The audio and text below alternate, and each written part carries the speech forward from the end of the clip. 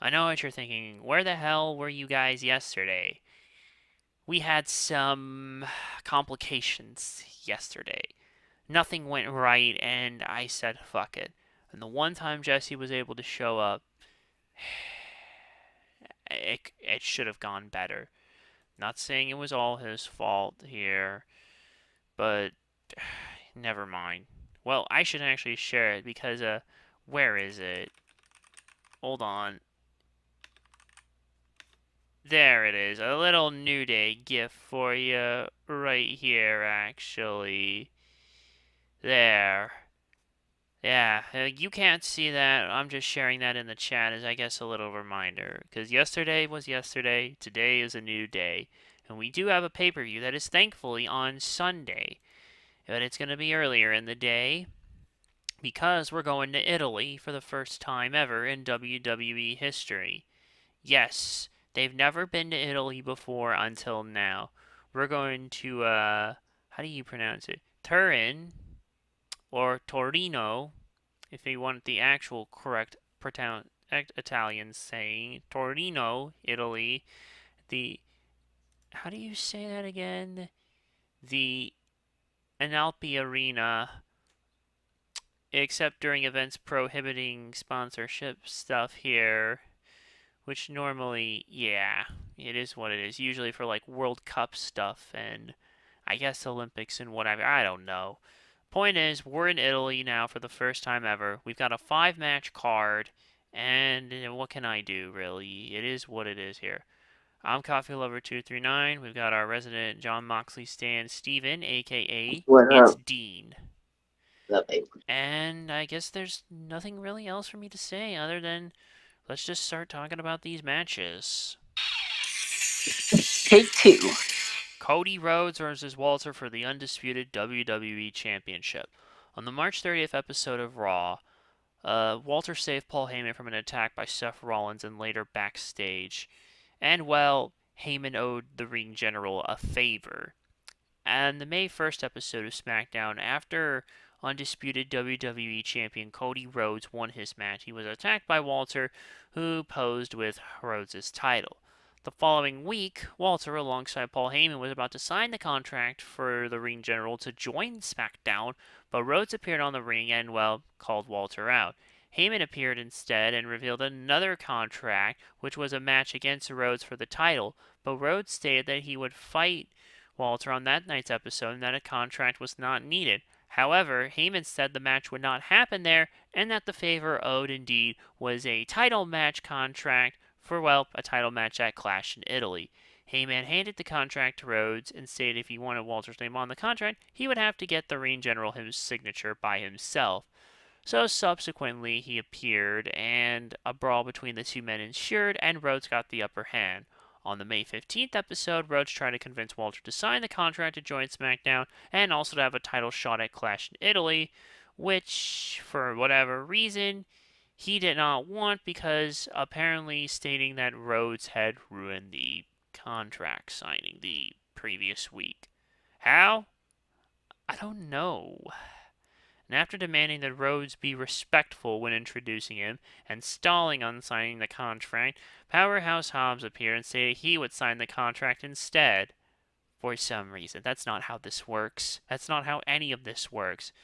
So then he was stopped, and then Nick Aldis set up a match between Hobbs and Walter later that night, and ultimately the winner was going to challenge Rhodes, and judging by you see who won it, well, here we are. Yeah, you can tell who won it. Look, I'm worried that they're going to John Cena Cody Rhodes. I really don't want that, but I'm afraid we're going down that path here, quite frankly, and that's not a good thing. You would think that this company would learn its lesson by now and not do such a thing. Unfortunately, well, we all know that these companies, they barely even learn from their mistakes here. Hmm. Yeah, but what can I do? It is what it is. Who you got, Dean? Walton. This could go either way, honestly. Right now, I guess the closest odds thing on Bet Online, if you really want a book or whatever, it's evenly matched between the two, so it's literally a flip of a coin. I'm gonna go with the Ring General on this one here because I think at this point we're gonna John Cena. Did this? Yeah, I think you can figure out. I'm going with Walter. Next.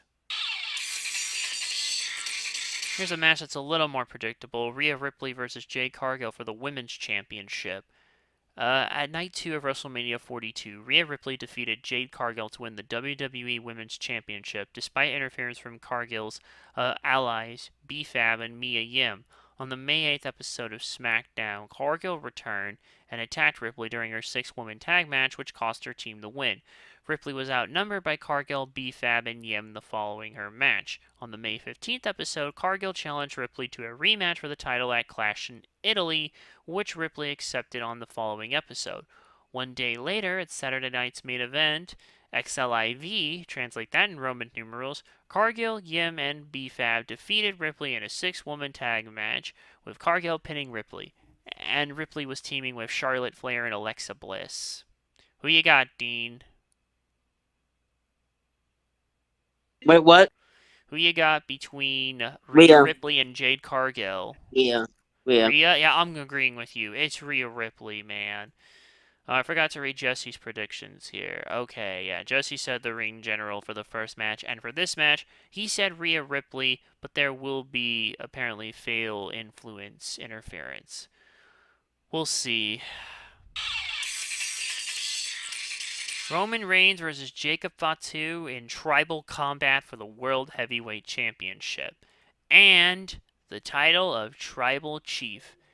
At Backlash, Roman Reigns retained the World Heavyweight Championship against his cousin, Jacob Fatu from SmackDown. However, after the match, Fatu viciously attacked Reigns, leading to WWE officials coming out to break up the brawl, including Raw General Manager Adam Pearce. 2 nights later on Raw, Pearce wanted to fire Fatu, but Reigns did not allow it, stating that Fatu should acknowledge him first. Despite warning from the Usos, Jimmy and Jay, to not confront Reigns, Fatu attacked both Usos and engaged in a brawl with Reigns, which ended with Fatu standing tall against all of them. The following week, as Reigns was coming to the ring to call out Fatu, he appeared first, calling out Reigns. The Usos came out instead, and after some exchange of words, Jay attacked Fatu, which prompted Jimmy to interfere. Fatu got the upper hand on both men, but Reigns appeared and they subsequently outnumbered Fatu. Following that, Pearce was about ready to fire Fatu, but Fatu challenged Reigns to tribal combat, which Reigns accepted, and here we are. Here we go again. Another long Roman title reign. Can I finish all my shows and everything here beforehand? Well, I'm trying.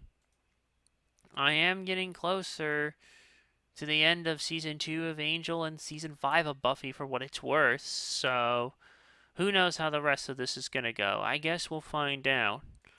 Oh, yeah, this match. Diener, who's your pick? The Tribal Chief. Yeah, as much as I wish Fatu could get it, it's likely going to be Roman Reigns just because, well, as of now, yeah, well, Jacob Fatu is injured, or so we may think.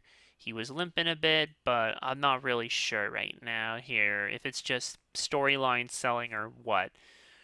Regardless, I guess we are going to have to go through some more of these growing pains, so we'll see what happens. For the Women's Intercontinental Championship, Becky Lynch versus Sol Ruka. On the May 4th episode of Raw, during Sol Ruka's contract sign to become the newest member of the Raw brand, she was interrupted by WWE Women's Intercontinental Champion Becky Lynch, who chastised General Manager Adam Pearce as she assumed Ruka's contract signing would instead be a celebration of greatness. Why? I don't know. After some exchange of words, Ruka threatened that if Lynch ever interrupted her again, she would attack her. Lynch attempted a punch at Ruka, who, avoided it. and Lynch struck Pierce instead. Ruka subsequently performed a soul snatcher on Lynch. The following week, Ruka lost a match which Lynch taunted Ruka for. On the May 18th episode, Lynch interrupted Ruka's interview and mocked her about once again. Ruka then went to the ring and called out Lynch, who subsequently challenged her to a title match on that night's episode.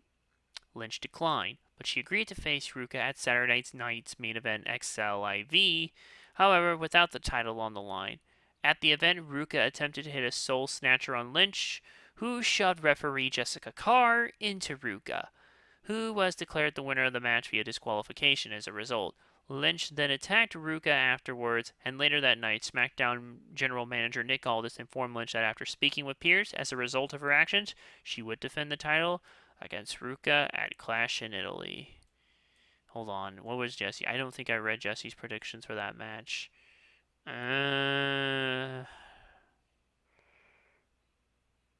Yeah, for that last one, he said Roman Reigns and that CM Punk will return wanting his rematch. I'll read his result after Dean. Who do you got? Um. Hmm. Well, let me think. I can't think what I said yesterday, but my mind is somewhere else. Yeah, I know, dude. I'll go with Becky. Becky. All right. Actually, well, right. Well, if you want to lock in Becky, that's fine. Oh, wait a minute. Oh, this is the one match that's not on the odds. So I guess this one could go. I'm actually. Jesse also says Becky and expecting AJ Lee to return after the match. I'm going to actually be the odd one out and go with Sol Ruka. I don't know why. I just feel like it. Oh, crap. Also, what time is the pay-per-view tomorrow?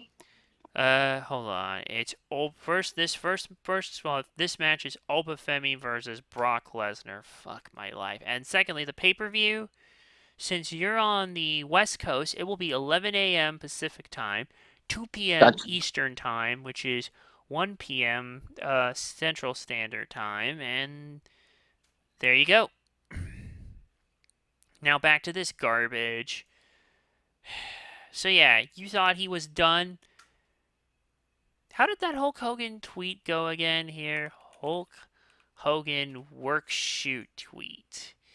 Good night, Hulkamaniacs and jabroni marks without a life that don't know it's a work when you work a work and work yourself into a shoot, marks. This is like hook, line, and sinker garbage here. It's like they dangle the bait and we eat it like the fish that we are. I hate this crap. So what was the point of him even after night 2 of Mania 42 where Lesnar lost to Obafemi in such a fashion, removing his gloves and boots, leaving them in the center of the ring? What was the point of that? Nothing! Absolutely nothing! And then in the weeks that followed, Femi held weekly open challenges where he remained unbeaten to a mostly uninteresting ordeal. And during the May 18th episode of Raw, after Femi made his entrance and was posing in the ring, he was jumped by, the returning Lesnar, who did 4 F5s on Femi. Boring. Later backstage, Paul Heyman handed Raw general manager Adam Pearce a contract for a rematch between the two at Clash in Italy with, well, the Beast signature already on it. The match was made official, Femi signed the contract on the following episode, and fuck my life, I just want him to go away. SummerSlam can't come soon enough, can it, huh? Alright, Dean. Jesse's gonna go with Brock, and expecting it to happen in 10 minutes. You can only need to say it once. Me, what I want to have happen is Obafemi, but you will probably make me predict the Beast because we have to 1-1, and you know how it's gonna go when we inevitably get to SummerSlam, where it probably will be the rubber match, the final.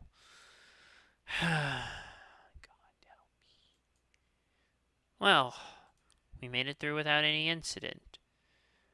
Whew. Yep. Well, I would We did. say We did. Well, I would say see you for the next show, but the next show is Night of Champions in Saudi Arabia, and because of the little declaration I made, unless it's a major show like a Royal Rumble or WrestleMania, we will not be talking about any Saudi shows going forward because I have had enough of these shows. So we're going to skip it. There's nothing listed until Saturday night's main event on July 18th. Fine, we can skip that. We can skip. We I can don't skip. know, but I'm not even going to be home for that one anyways here, unless we did it way before, just as a little, or who knows, maybe between now and then we'll have some kind of NXT event in Wait, between. are we streaming Clash tomorrow or no? I might. I don't know how I'm feeling right now. I got some other business I need to resolve. Well, that's it. Thanks, Dean. Right. I I guess I'll catch you guys whenever. Till next time, take care of yourselves and each other. Thank you all for watching. Goodbye. Please be kind to each other. And since we're in Italy, Arrivederci. Arrivederci. Eh, Yep, or however you want to say goodbye in Italian. Good night.